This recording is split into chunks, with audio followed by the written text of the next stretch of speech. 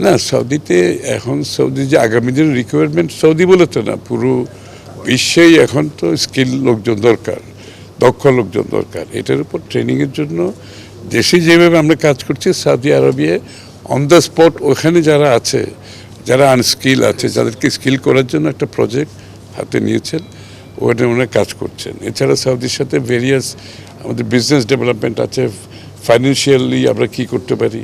এখন তো আমি একটা কথা বারবার বলছি, আমরা আমাদের ফাইন্যান্সিং আর্কিটেকচার কিন্তু চেঞ্জ হয়ে যাচ্ছে গভর্নমেন্টের।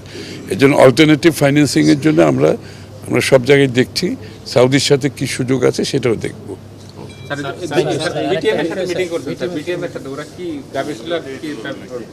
না, ওদের তো যেগুলো আছে ওগুলো আলোচনায় আসছে, আলোচনায় এসে কিছু সমস্যার সমাধান হয়েছে, আর বাকি সমস্যা ওনারা বলবেন, আমরা দেখব। আমরা তো আমরা চাই এই যে আমাদের ইন্ডাস্ট্রিগুলো তো ভালো করতে হবে। ইকোনমি দাঁড়াতে হলে ইন্ডাস্ট্রি ভালো না করলে তো আমাদের ইকোনমি দাঁড়াবে না।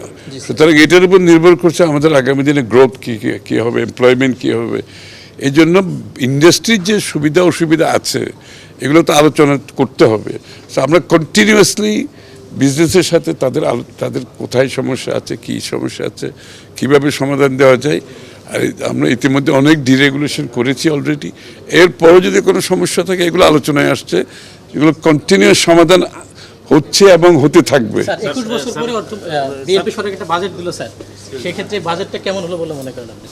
ওটা তো আপনারা বলবেন, আমি কি করব। স্যার আরেকটা বিষয় স্যার প্লিজ, এই রেভিনিউ আদায়ের ক্ষেত্রে কি করণীয় থাকবে স্যার? ভালো হবে রেভিনিউ আদায়, ইনশাল্লাহ ভালো হবে। চেয়ারম্যান সাহেব কোথায়, রেভিনিউ আদায় খুব ভালো হবে ইনশাল্লাহ। এবং এনবিআর এর সবাই গিয়ার্ড আপ, ইনশাল্লাহ রেভিনিউ যে টার্গেট আমরা দিয়েছি সেটা ফুলফিল হবে ইনশাল্লাহ। সেক্ষেত্রে স্যার একটা টাস্ক ফোর্স করা হয়েছে স্যার 3টে।